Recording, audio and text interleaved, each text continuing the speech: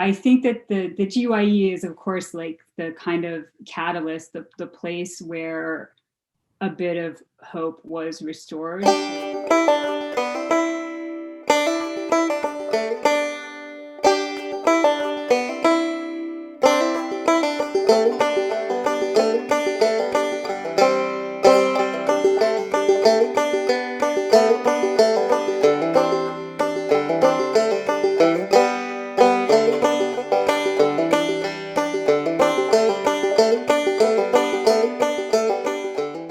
Hi, and welcome to NRCC's 2021 Virtual Jackson Hole Wildlife Symposium. This video is one of a series of keynote conversations with leaders on human and wildlife coexistence across the greater Yellowstone ecosystem.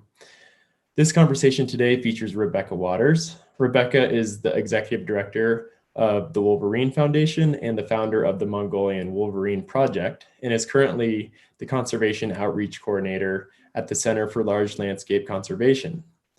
Rebecca has worked in Mongolia for over 20 years, studying the ecology of wolverines and integrating traditional and Western approaches to conservation. And as a wildlife biologist and social scientist, she seeks to make connections between wildlife, culture, and human rights. Her current work focuses on climate and community resilience.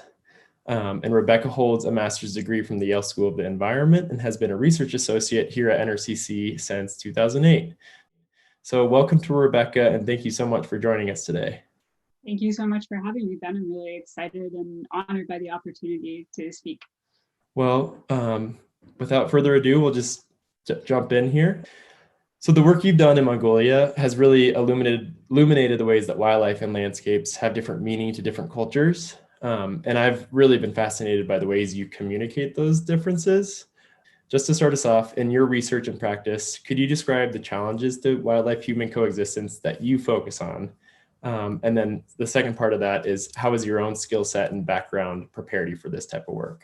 I was a Peace Corps volunteer in Mongolia, and I was a Peace Corps volunteer in Mongolia because I had been working in my undergraduate work with Tibetan Buddhist nuns. So my very, very distant background professionally is actually human rights work with refugees. And I started that work with the Tibetan Buddhist nuns. And I really wanted to go to Mongolia because it was a place where Tibetan Buddhism was reviving after many years of oppression. And so I ended up looking into the best ways to get to Mongolia. It turned out Peace Corps was one of the few ways that I could go there and learn the language and have this kind of immersive experience that I was looking for. But Peace Corps being Peace Corps, part of the US government, they were like, oh, you were part of the environmental club, so we're going to make you into an environmental volunteer and you're going to teach ecology. And I was like, I have never taken an ecology course in my entire life, but they put me to work with the national parks and with the Mongolian schools, and that's how it all got started. When I first went to Mongolia, I think I saw it primarily a challenge in terms of like a lack of human understanding of the impacts of people on wildlife. And now when I look at the challenges that the Mongolian protected area system is facing and Mongolian society is facing, it's much more about the advent of a global system coming into this place that had been closed to a lot of outside influence for 70 years. So Mongolia was socialist, and they, starting in 1921 and ending in 1991, they were part of the Soviet sphere of influence. And in 1991, they opened up to the rest of the world, and you started to have this capitalist system that was coming in, the free market system. And I'm not going to idealize life under socialism. I know that there were a lot of challenges, but at the same time, there were also restraints that were placed on certain forms of exploitation. And so now what I see my work in Mongolia revolving around is kind of mediating that process of transition between the socialist system and the capitalist system, and trying to make sure that it doesn't swing too far towards the problems that we've seen develop in the Western world. So, And the other thing that is really great about working in Mongolia, of course, and we've spoken about this before, but they do have a much deeper heritage well before the socialist era of relating to nature and wildlife in a very different way from America and from the West. And so those cultural resources are also very much the foundation of how conservation is done there. So when I talk about the intersection of the advent of the free market capitalist system and democracy, part of that is making sure that those foundations don't just get shunted into the background in the obsession with newness and innovation and all of the buzzwords that we like to throw around in our society as being inherently and intrinsically good things. So yeah, that's another great thing about working in Mongolia. Okay. Yeah, I feel like that's different than the sort of typical story of getting into environmental work. Yeah, I mean, I would say that I always had a pretty strong interest in wildlife and the natural world. I think because of where I grew up and the kind of family environment that I was in, which was really focused on education. And, I grew up in New England. It wasn't super clear to me that you could actually make a living just following wildlife around. If that had been clear to me at a younger age, I'm sure that I would have had a much more typical entree into this field. But it wasn't until I got to Mongolia and started working with Mongolian wildlife biologists and Western wildlife biologists that I realized that this was a thing. So, yeah. Gotcha. Digging a little bit more into your work with wolverines, I'm curious, just sort of for you to riff on, like, how do we see wolverines here in the GYE, and how is that radically different than people, how they see wolverines in Mongolia? Same species, completely different cultural contexts. I think if you're talking about like the kind of competing perspectives on wolverines within the GYE, you're looking at people who see them as this really rare, badass, inspirational species versus, a group of people who still see them as a resource, a fur bearer. So like an animal that's literally running around growing fur for human consumption, and something that should be managed for trapping. And so you get this kind of collision, of course, between these two worldviews within America, between people who are pretty much interested in sort of a materialistic interpretation of, what wildlife is and what it's there for, versus, the kind of green environmental interpretation of species that are intrinsically valuable, or valuable because of the inspiration they provide, or valuable because they are, part of the ecosystem. And then, of course, there's a very scientific view of the species, which is that it's a conundrum and something that we're interested in knowing more about because we know so little. And, kind of a flagship species for the issue of climate-sensitive wildlife and climate-sensitive ecosystems. Mongolians are really not super concerned about wolverines. Like a lot of people, I've talked to people all over Mongolia about wolverines, from the west to the east and the north to the south. Like I traveled all over Mongolia when this project started, just interviewing people. What do you think about wolverines? And a lot of people said, oh, this is like a hirguiang thing. Like it's just this animal that nobody needs and nobody cares about. And, why are you even interested in that species? But you do get into places where there are more wolverines, and they carry this kind of cultural significance, where they're associated with Erle Khan, who's the king of the underworld, where their pelts are used in certain kinds of shamanic practices.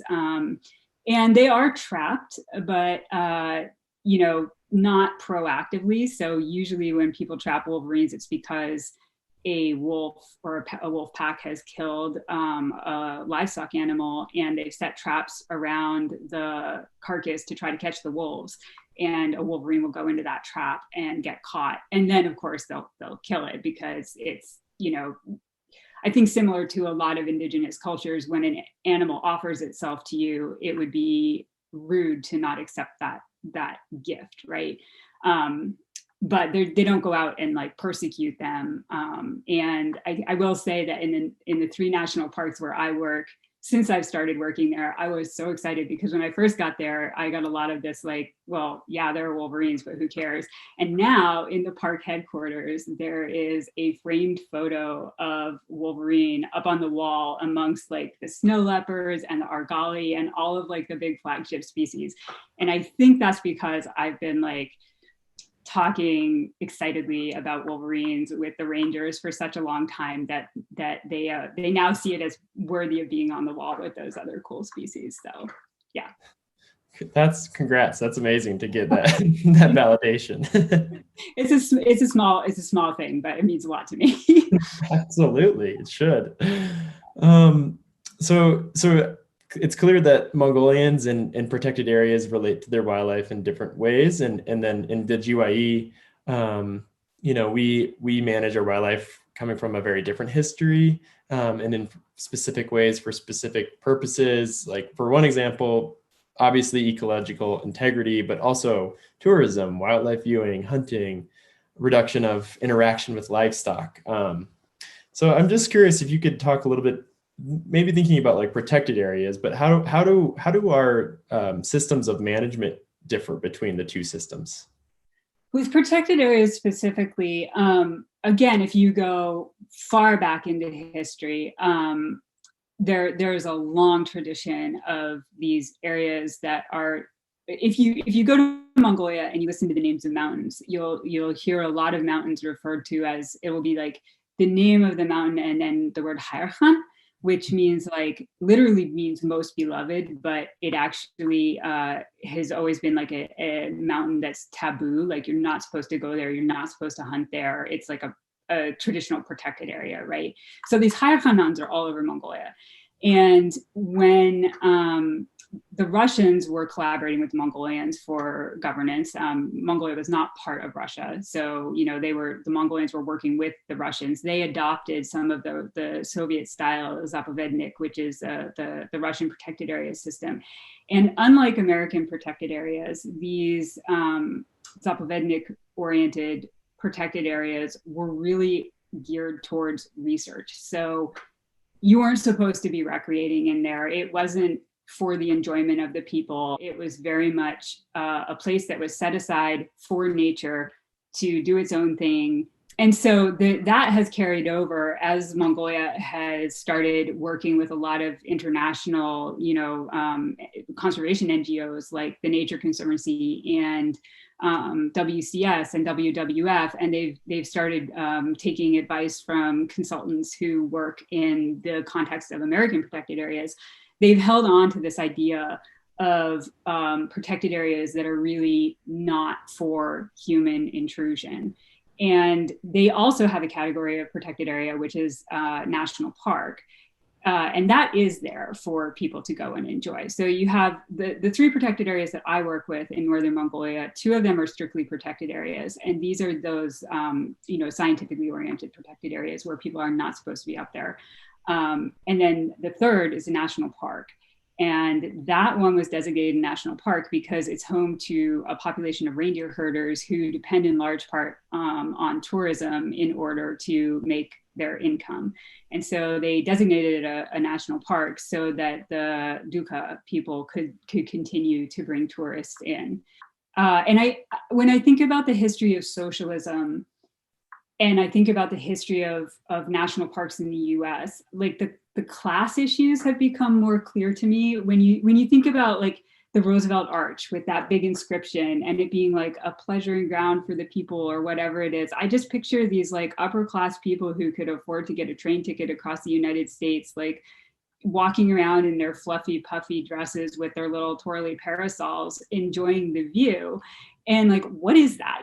That's not a working landscape. That's not a like for the common good. That's setting aside a protected area for a specific group of people, right? Yeah, you can't create protected areas that essentially only function for privileged people. I also want to be clear that I can't speak for Mongolians. And when I'm representing this, I'm representing what I understand about the history and my experiences there. I don't know how they're going to define these things going forward. Yeah, that's a great point. And I don't mean to put you on the spot to sort of represent all the Mongolians. And I think this last year sort of has put into some relief some of the weaknesses, whether that be competing values or um, misinformation, poor leadership. And we see that in the GYE itself, even a deprivation of some of those values or some people in the GYE. And it's all sort of a culture largely built on tourism and leisure. So how are all those weaknesses in your perspective affecting the management and policy of wildlife here in the GYE? We are at a kind of a hinge of history at the moment, and I think how we handle this post-pandemic, post-catastrophic administration that we've had for the past 4 years, like how we swing the future on that hinge is going to determine whether things hold together or not. It's clear that there are large portions of the American public that do not really believe in the idea of a commons. They don't believe in the idea of a public good. They believe in the idea of absolute individual freedom. So my last sort of question in this constellation of questions is thinking about the pandemic. I'm just curious, knowing that we live in a region that has a pretty broad and robust range of species. Do you think this will affect the way we think about wildlife or our awareness of other non-human lives here in our own region? I would like to think that collectively, either within the GYE or at a broader scale, we have the wherewithal as a society to be reflective and to be considerate, to think about causes and effects and consequences. I'm not 100% confident that it's going to change the way we interact with our wildlands, even though I think it should. So separating those two things, like my personal wish for how we proceed from what experience tells me is likely to happen, is a bit of a trick. Like ideally, yes, it should affect the way we think about this. We have chronic wasting disease in the GYE.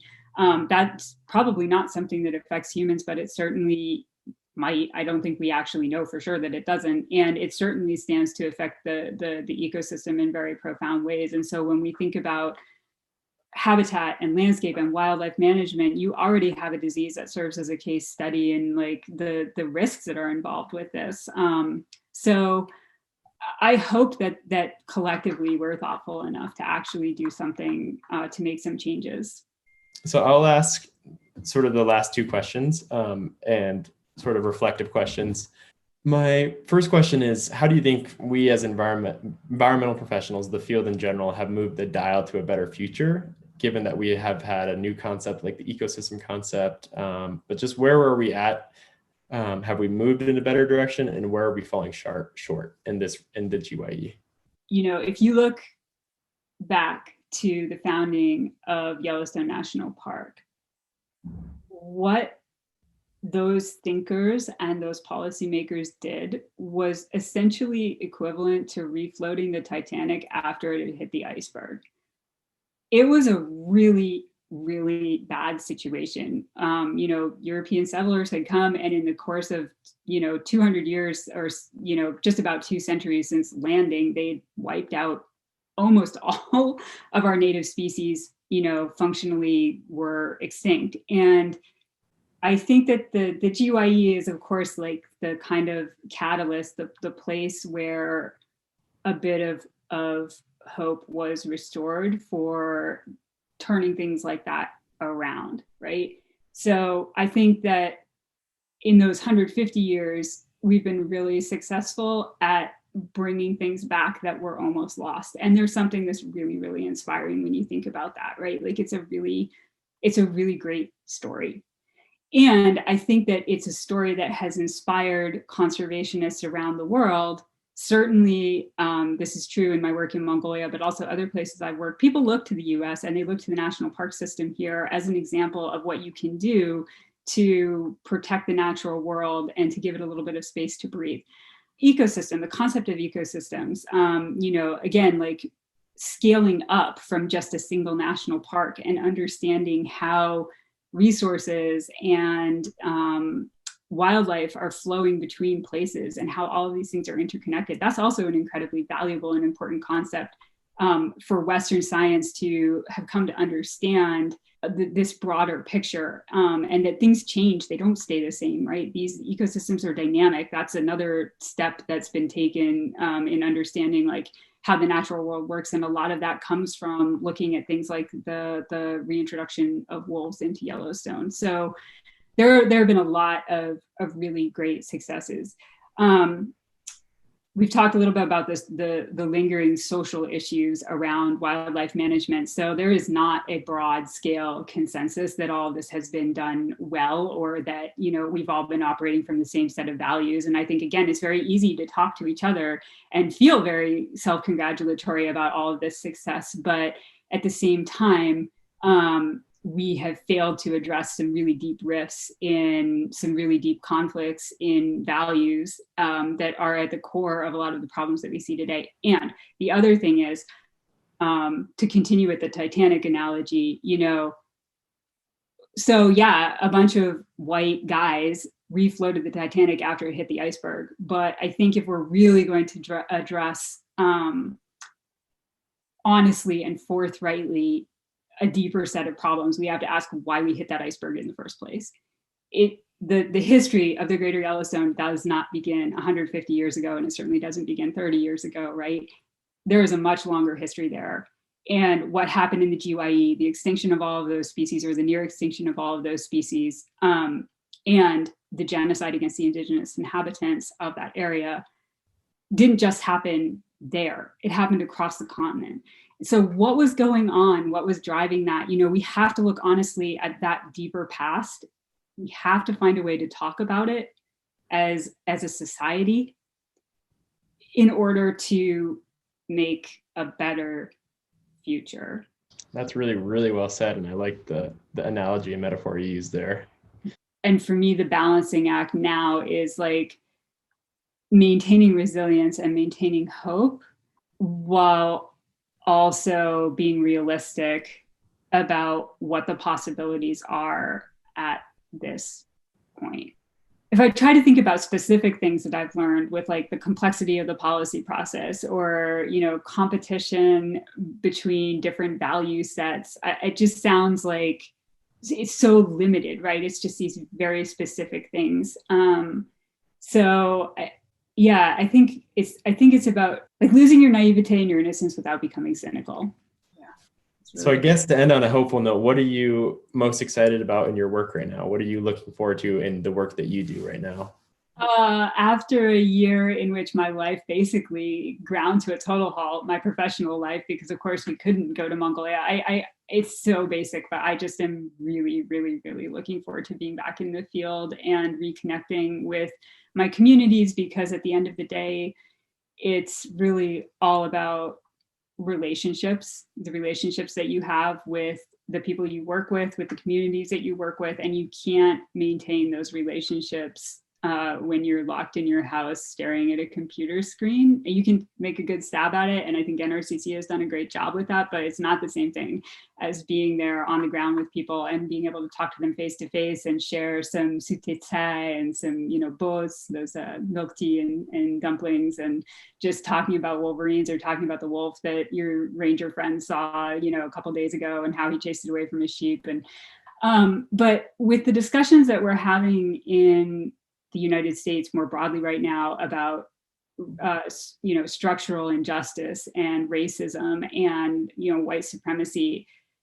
I feel like I'm coming back full circle around to a real integration of the deep background that I have on human rights work and the work I've been doing for the past 20 years in the environmental field, because we have a long, long, long way to go in our field to address these inequities and these injustices as well. And I don't know whether I'm like excited about it or nervous about it, but I think I do feel this like spark of interest around reintegrating that human rights side of the work with the environmental side of the work. That feels exciting, to be able to reintegrate your past with your current work. So yeah, On that note, I think I will say thank you so much. That was wonderful. And thank you for so much of everything you shared. Well, thank you again for having me. It's really been great to have this discussion.